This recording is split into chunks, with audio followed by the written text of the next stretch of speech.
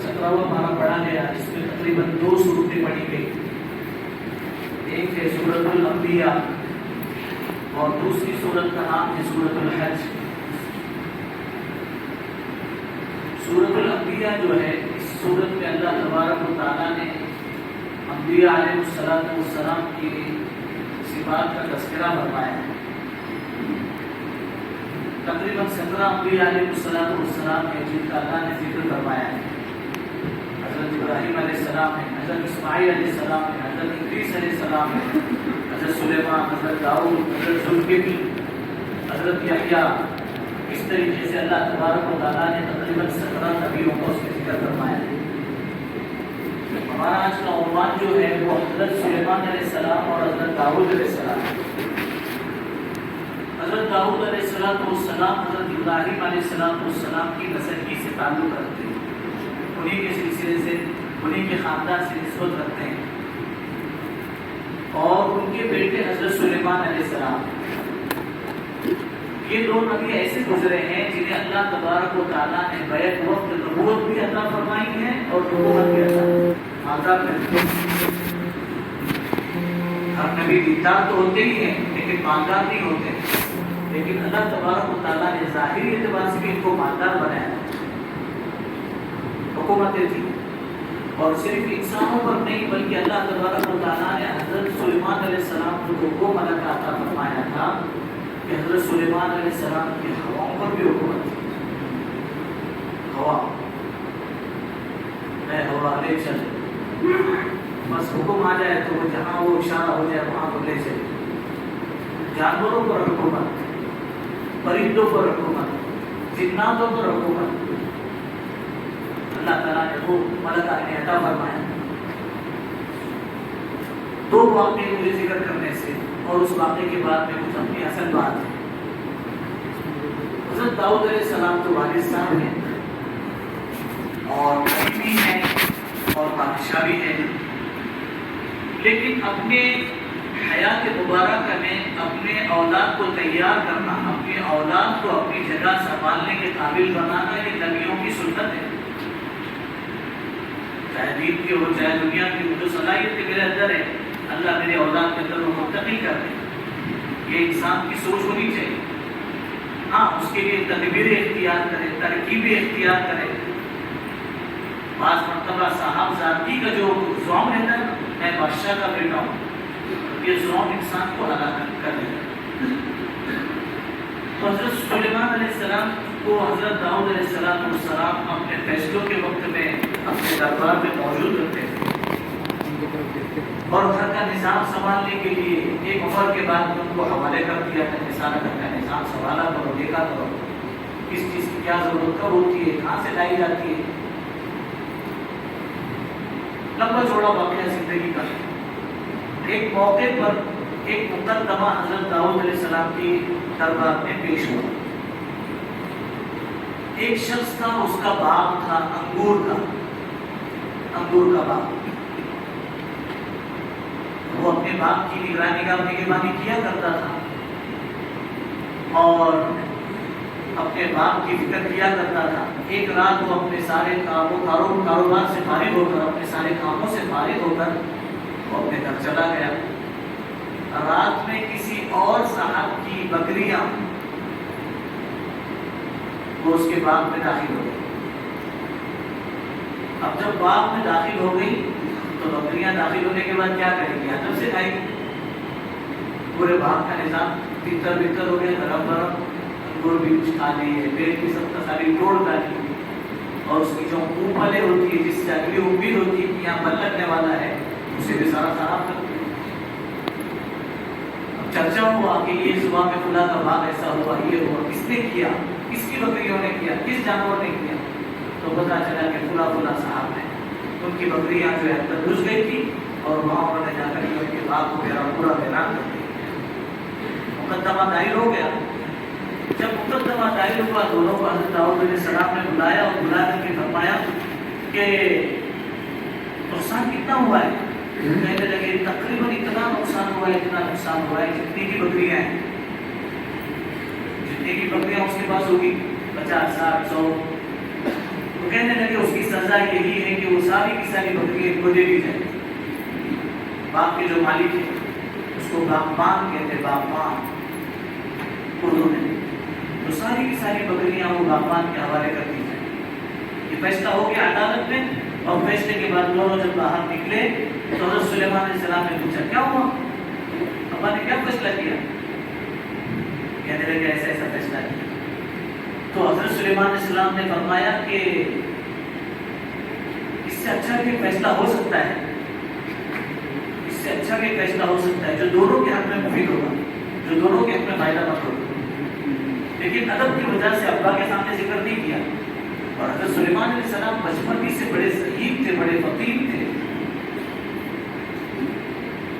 تو بات چرچے میں آئے، چرچے میں آتے آتے آتے آتے کسی درباری نے جو حضرت داؤد علیہ السلام تک پہنچا دیا کہ آپ کا بیٹا تو ایسا کہہ رہا تھا کہ اگر اس سے اچھا بھی فیصلہ کوئی ہو سکتا تھا تو اچھا بلاؤ بیٹے کو۔ سلیمان علیہ السلام کو بلایا گیا۔ حضرت سلیمان علیہ السلام جب اندر داخل ہوئے تو پوچھا کیا بات ہے بیٹا، کیا اس سے اچھا فیصلہ ہو سکتا ہے؟ میں نے جو فیصلہ کیا اس سے اچھا فیصلہ ہو کیا ہو سکتا ہے؟ کہنے لگے کہ ابا ایک کام یہ بھی تو ہو سکتا ہے کہ جب تک باپ ٹھیک نہ ہو جائے، جب تک باپ ٹھیک نہ ہو جائے تب تک وہ سارا کا سارا باغ چرواہے کے حوالے کر دیا جائے، کہ چرواہا جو ہے بجا اس باغ کا مالک ہو گیا تھوڑے دن کے لیے، چرواہا جو ہے اس باغ کا مالک ہو جائے، اس باغ کو ٹھیک کر لے، برابر پانی بھی دے دے، اس کے برابر کٹائی کر کے ظاہر گھاس جو ہوتی ہے اس کو اٹھا کر کے وہاں سے ٹھیک ٹھاک کر لے اور باغ کو بحال کر دے، اور جب تک کہ چرواہا باغ سنبھالے گا تب تک چرواہے کی بکریاں اس کو دے دی جائے۔ کس کو؟ اس کا دھیان ہوگا وہ بولے ماشاء اللہ، بہت خوب۔ روزے کی حالت میں محنت کرتے تو اس کا مجھے آؤٹ پٹ تو ملنا چاہیے کہ نہیں؟ تفصیل دیکھتے ظاہر سب کی کرتے تو دھیان سے سننے والے ہونا چاہیے، ورنہ خالی سرسری سن لیتے اچھا نہیں لگتا ہے۔ اللہ جزائے خیر عطا فرمائے آپ حضرات کو، آپ حضرات کی برکت سے اللہ تعالیٰ میرے مسئلوں کو قبول فرمائے اپنی دین کی خدمت۔ تو یہ فیصلہ ہو سکتا تھا کہ باغبان کو جو ہے ساری بکریاں دے دی جائے اور چرواہے کو سارا کا سارا باغ دے دیا، اور دونوں جو ہے اپنے اپنے زمانے میں جب تک ان کا جو زمانہ ہے ان چیزوں سے فائدے اٹھا کر، یہ بکری کے دودھ سے فائدہ اٹھائے، اگر اون نکلتا ہے اس سے تو اس سے فائدہ اٹھا سکتے ہیں، اور وہ جو ہے باغ سے فائدہ اٹھا سکتا ہے، جو انگور نکلیں گے اسے بیچے گا، اس سے اپنے گزر اوقات کرے گا اس طریقے سے، اور جب بحال ہو جائے تو دونوں کا دونوں کو دے دیا جائے۔ اور ان دونوں کو بلایا گیا اور یہ فیصلہ سنا کر کے اس ترتیب پر فیصلہ کر دیا۔ ایک فیصلہ تو یہ۔ دوسرا، ایک موقع پر دو عورتیں، ایک بڑی عمر کی تھی اور ایک چھوٹی عمر کی عورت، یہ دونوں کے جنگل کے راستے سے گزر رہے تھے۔ جب راستے سے گزر رہے تھے تو گزرتے ہوئے ایک بھیڑیا آیا اور ایک عورت کا بچہ لے کر کے وہ بھاگ گیا۔ بھیڑیا کا تو دعوت ہوگی، بھیڑیا کے کھانے کا انتظام ہو گیا۔ اب جب وہ بچہ لے کر کے گیا تو دونوں عورتوں میں لڑائی شروع ہو گئی کہ جو بچہ رہ گیا وہ کس کا؟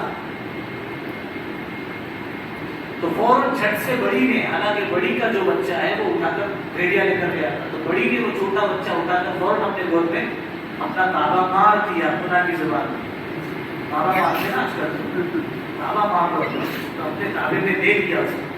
جب اپنے تابے میں لے لیا اور وہ چھوٹی جو ہے پریشان چھینا جبتی، تو اب کیا کرے؟ تو چلو حضرت داؤد علیہ السلام کے دربار میں مقدمہ دائر کر، حضرت داؤد علیہ السلام کے پاس گئے اور جا کر کے اپنا مقدمہ دائر کر دیا۔ جب مقدمہ دائر کر دیا تو حضرت داؤد علیہ السلام نے پوچھا کہ بھائی، چھوٹی سے پوچھا، بڑی نے دعویٰ کر دیا کہ یہ میرا بچہ ہے، تو جب اس نے دعویٰ کیا تو اس کے مقابلے میں جو کہے کہ میرا ہے تو اس سے گواہ طلب کیے جاتے ہیں۔ تو چھوٹی سے حضرت داؤد علیہ السلام نے گواہ طلب کیا کہ اگر تیرا ہے تو گواہ نہ، تو اس کے پاس تو گواہ نہیں ہے، اور جب گواہ نہیں ہوتے ہیں تو فیصلے کا طریقہ شریعت میں یہ ہوتا ہے کہ جس نے دعویٰ کیا وہ اللہ کی قسم کھائے کہ اللہ کی قسم یہ میرا ہے، یہ شریعت کا اصول ہے۔ اب ڈر ہوگا تو آدمی سوچے گا، نہیں ڈر ہوگا تو وہ جو اللہ جانے وہ جانے، تو اس نے قسم کھا لی اور اس کی قسم پر اس کا فیصلہ ہو گیا۔ جب باہر نکلے تو حضرت سلیمان علیہ السلام نے پھر پوچھا کہ ابو جی نے کیا فیصلہ کیا، کیا فیصلہ کیا؟ تو کہنے لگے بچہ تو بڑی کے حوالے ہو گیا، چھوٹی تو بیچاری ویسی روتے روتے جا رہی ہے۔ کہنے لگے اگر مجھ سے پوچھا جاتا تو انشاءاللہ دونوں کے حق میں خیر کا فیصلہ ہو۔ پھر چرچے میں بات آئی، پھر حضرت داؤد علیہ السلام تک چلے گی۔ حضرت داؤد علیہ السلام نے پھر بلایا بیٹے کو، سلیمان آؤ ادھر، کیا فیصلہ ہے تمہارا، کیا کہنا ہے تمہارا؟ تو حضرت سلیمان علیہ السلام نے فرمایا کہ ابو جی ایسا نہیں، ایک کام کرے گی، دونوں کہہ رہے ہیں نا کہ میرا بیٹا ہے، یہ بچہ میرا ہے، دونوں کہہ رہے ہیں نا، تو ایک کام کرتا ہوں کہ کیوں ہم خاموشہ دونوں کے درمیان، دونوں کے بیچ پڑے؟ قسم یہ سچ کھا رہی کہ نہیں پتا نہیں، اس کے پاس تو دوا نہیں، اس لیے بہتر طریقہ یہ ہے کہ میں جو ہے دونوں کو، بچے کو جو ہے بیچ میں سے اس کے دو ٹکڑے کر دیتا ہوں، دو ٹکڑے کر دیتا ہوں، آدھا اس کو دے دیں گے، آدھا اس کو دے دیں گے۔ تو فوراً جو ہے بڑی تو خوش ہو گئی، بڑی خوش ہو گئی، کیوں؟ اس لیے کہ اس کا تو بھائی نہیں، تو آیا کیا اور گیا کیا۔ لیکن چھوٹی رونے لگی، کہا نہیں ایسا مت، ایسا مت، وہ اگر دعوے دار ہے تو کوئی حرج نہیں ہے، یہ بچہ اس کو دو، کم از کم میرے بچے کی زندگی تو باقی رہے گی۔ حضرت سلیمان علیہ السلام نے فوراً فرمایا کہ بچہ اس کو دے دو، چھوٹی والی کا بچہ ہے، بچہ چھوٹی والی۔ یہ تو واقعہ ہو گیا۔ اب عرض کرنے کا منشا یہ ہے کہ ہم جو ہے فرشتے تو ہے نہیں کہ ہماری کوئی لڑائی نہیں ہوتی ہو، گھر گھر میں لڑائی، سوسائٹی میں لڑائی، پڑوسیوں میں لڑائی، کہیں نہ کہیں تو کچھ ہوتا ہی رہتا ہے، انیس معاملات میں، تجارت میں، کاروبار میں، پارٹنرشپ میں کچھ نہ کچھ 19-20 ہوتا ہے۔ تو قرآن اور حدیث شریعت ہمیں دی ہی اس لیے گئی ہے تاکہ ہم جو ہے اپنے فیصلے اسلامی عدالت سے کریں، اسلامی عدالت سے۔ اس کے لیے اللہ کا بڑا احسان ہے، اللہ کا فضل ہے، پونا میں کئی دارالقضائیں ہیں، کئی دارالقضاء، کنڈوا میں ہے، کیمپ میں ہے، اور اس کے علاوہ کھڑکی میں، داپوڑی میں، ایروڑا میں، الگ الگ جگہ پر ماشاءاللہ اللہ تبارک و تعالیٰ ہمارے علماء کرام کو اور ہمارے دانشوران قوم جو فکر کرتے ہیں اپنے قوم کی صحیح جگہ صلاحیتیں لگانے کے لیے، تو انہوں نے باقاعدہ دارالقضاء کھائی۔ دارالقضاء مانا اسلامی کورٹ، اسلامی عدالت۔ اب کوئی مسئلہ ہمارا آ گیا ہے تو اچھا نہیں لگتا کہ ہم جو ہے وہاں جا کر کے تماشے کرتے ہیں، غیروں کے سامنے جا کر کے ذلیل ہو، جبکہ اللہ نے ہمیں قانون کی کتاب کی قرآن پاک اور احادیث رسول علیہ السلام جس کے بارے میں پیارے نبی علیہ السلام خود فرما رہے ہیں کہ جب تک اس کو مضبوطی سے پکڑے رہو گے کبھی گمراہ نہیں ہو، کبھی گمراہ نہیں ہو۔ تو ایسے موقع پر جب کچھ ہو جائے، برتن سے برتن ٹکرا جائے، تو پھر کیا کرنا چاہیے؟ اسلامی عدالت، اسلامی عدالت کہ بھائی کھلا چاہیے۔ کیوں کھلا چاہیے؟ کھلا کے بھی تو کچھ سر پیر ہوتے ہیں۔ طلاق چاہیے، کیوں طلاق چاہیے؟ طلاق کوئی گولی ہے، میٹھی گولی کہ بس دے دو کسی کی، اس میں لالی پاپ پکڑا دیا اور کر دیا اپنا کام؟ نہیں، بلکہ ہم اپنے سارے جذبات کو شریعت کے تابع، شریعت کے تابع، اور علماء سے اس کے مسائل کو معلوم کرنا، اس سے رجوع کرنا بات ہے۔ مسجد نبوی میں اللہ کے نبی علیہ السلام نے اپنے صحابہ کی ایسی اسپیشلسٹ جماعتیں بنائی کی باقاعدہ، کوئی مفسر تفسیر میں ماہر، کوئی میراث کے مسائل میں ماہر، کوئی قرات کے مسائل میں ماہر، کوئی فقہ اور مسئلے مسائل کے اندر ماہر۔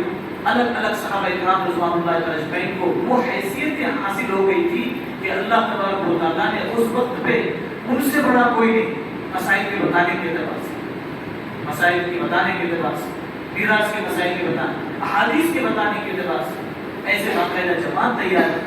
تو اللہ کے نبی علیہ السلام نے یہ سلسلہ ہمیں دیا ہے اللہ کی طرف سے۔ اس کے لیے جب ایسا کوئی مسئلہ پیش آ جائے تو کسی اہل علم کی طرف رجوع کرنا، ان کے بعد جاتے یا ایھا الذین آمنوا اطیعوا اللہ واطیعوا الرسول واولی الامر منکم فإن تنازعتم فی شیء فردوہ الی اللہ والرسول۔ اللہ خود فرما رہے ہیں اے ایمان والو، اللہ کی اطاعت کرو، اس کے نبی کی اطاعت کرو، اور اس کے نبی کے جو وارثین ہیں اس کی اطاعت کرو۔ جب تم کسی معاملے میں جھگڑا کر بیٹھو، آپس میں کچھ نزاع ہو جائے تو کیا کرو؟ جہالت سے کبھی کوئی فیصلہ ٹھیک نہیں ہوتا ہے، نہ جہالت سے فیصلہ ٹھیک ہوتا ہے، نہ ضد سے کوئی فیصلہ ٹھیک ہوتا ہے، ہٹ کر یہ دونوں کی حالت میں فیصلے کبھی ٹھیک نہیں ہوں گے۔ کب ٹھیک ہوں گے؟ جب ہم اپنے سارے جذبات کو کسی ایسی چیز کے تابع کریں گے جو پائیدار ہو، ہمیشہ کے لیے ہو، لانگ لائف ہو، لائف ٹائم ہو۔ جب ان کے حوالے کریں گے تب جا کر ہمیں ہمارے مسئلے کا حل نظر آئے گا۔ کریں گے اس کی فکر؟ بہت ڈھیلا انشاءاللہ اللہ تعالیٰ ہم سب کو کہنے سننے سے زیادہ عمل کرنے کی توفیق عطا فرمائے۔ بسم اللہ الرحمن الرحیم، اللہم صلی علی سیدنا محمد وعلی آل سیدنا محمد وبارک وسلم۔ اے اللہ ہمارے گناہوں کو معاف فرما، ہماری خطاؤں سے درگزر فرما، کمزوریاں، کوتاہیاں، غفلتیں، نادانیاں، بے فکریاں سب کو معاف فرما۔ اے اللہ اس فضل سے اچھی اچھی باتیں کہنے سننے کی آپ توفیق عطا فرماتے ہیں، اسی فضل سے عمل کی دولت سے مالا مال فرما۔ اللہ کہنے والا بھی عمل کا محتاج، سننے والے بھی عمل کے محتاج ہے، عمل کی دولت سے مالا مال فرما۔ اللہ جسے تو ہدایت دے دے اسے کوئی گمراہ نہیں کر سکتا، اللہ خود اسے گمراہ کر دے اسے کوئی ہدایت نہیں دے سکتا۔ ہم خود ہدایت کی بھکاری ہیں، اپنے فضل سے ہماری جھولی بھر دینے کے فیصلے فرما، ہر خیر مقدر فرما، ہر شر سے حفاظت فرما۔ اللہ زندگی میں بہت سے رمضان ہم نے دیکھے، ہر رمضان ہمارا کھاتے کھاتے گزر گیا، پیتے پیتے گزر گیا، سوتے سوتے گزر گیا، غفلت کے ساتھ کئی رمضان ہم نے گزارے ہیں۔ اللہ ایک مقدر کا رمضان تو نے ہمیں نصیب فرمایا تھا، اس کا بھی ایک اشرا تقریباً ختم ہو چکا ہے۔ اللہ بقیہ وقت کو کچھ وصول کر لینے کی توفیق عطا فرما۔ اللہ ٹوٹے ٹوٹے اعمال تیری توفیق سے ہم نے کیے ہیں، اے اللہ روزہ ہم نے تیری توفیق سے رکھا ہے، اللہ تلاوت ہم نے تیری توفیق سے کی ہے، نماز تلاوت تسبیح ہم نے تیری توفیق سے کی ہے۔ اے کرم الکریم جو ٹوٹا پھوٹا تیرے دربار میں پیش کیے جانے کے قابل تو ہے ہی نہیں، اے اللہ تو نے جس فضل سے توفیق عطا فرمائی ہے، اللہ اپنی مہربانی فرما کر اسے اپنے فضل سے قبول فرما۔ اللہ ہمارے روزوں کو قبول فرما، ہماری تراویح کو قبول فرما، سننے سنانے کو قبول فرما۔ اے اللہ ہماری تسبیح تلاوت کو قبول فرما، صدقے خیرات زکات کو قبول فرما۔ اے اکرم الاکرمین اے اللہ ہماری ٹوٹی پھوٹی خدمات کو قبول فرما۔ اے اکرم الاکرمین ہر کوئی اے اللہ نیکیوں کا تلاش کرنے والا ہے، اے اللہ اس امید پر کہ ہو سکتا ہے اسے ایک گلاس پانی پلا دے ہمیں ثواب مل جائے، تیرے نبی نے اس کے بڑے فضائل بتلائے ہیں، اللہ اس کی کوششوں میں لگے ہوئے ہیں، اللہ اپنے فضل سے قبول فرما لے۔ اے اللہ جو باقی بچا رہ گیا ہے اسے وصول کرنے کی توفیق عطا فرما۔ اے اکرم الاکرمین افطار کے وقت میں کئی لاکھوں کو تو جہنم سے آزاد کرتا ہے، ہمارا بھی اس میں شمار فرما، ہمیں بھی جہنم سے خلاصی نصیب فرما، ہمیشہ کے لیے ہم سے راضی ہو جا، اللہ ہمیشہ کے لیے ہم سے راضی ہو جا، اللہ ہمیشہ کے لیے ہم سے راضی ہو جا، اپنے کو راضی کرنے کا جذبہ نصیب فرما، جس کو راضی کرنے والے اعمال کی دولت سے مالا مال فرما، بری بات سے، برے کام سے، برے انجام سے تو ہم کی حفاظت فرما۔ اے اللہ مسلمانوں کی جان مال کی عزت آبرو کی پوری پوری حفاظت فرما۔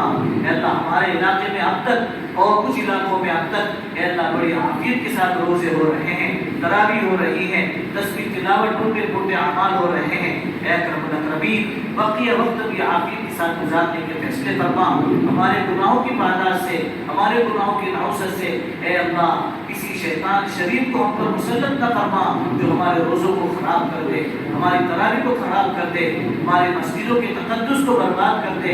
اے الراحمین ایسے برے وقت سے ہماری حفاظت فرما، جہاں کچھ گندی حرکتیں ہوئی ہیں اے اللہ وہاں کے مسلمانوں کی بھرپور مدد و نصرت فرما، ان کی ہر شر جہاز سے حفاظت کا انتظام فرما، ان کے روزوں افطاری کا حفاظت کا انتظام فرما، اے اللہ ان کی تراویح کی حفاظت کا انتظام فرما، اے اللہ امن کو برقرار رکھنے کے فیصلے فرما، اے اللہ اے الراحمین ماحول کو بحال کرنے کے فیصلے فرما، ہماری امت کا اے اللہ اس امت کا بہت بڑا طبقہ جوانوں کا، عورتوں کا، مردوں کا اے اللہ اہل اللہ کا، علماء کا سلاخوں کے پیچھے اٹکا پڑا ہوا ہے، اے اکرم الاکرمین اتنے تو ایسے جنہیں اپنے قصوروں کا بھی پتہ کوئی نہیں ہے، اے الراحمین باعزت بری کرنے کے فیصلے فرما، اللہ باعزت بری کرنے کے فیصلے فرما۔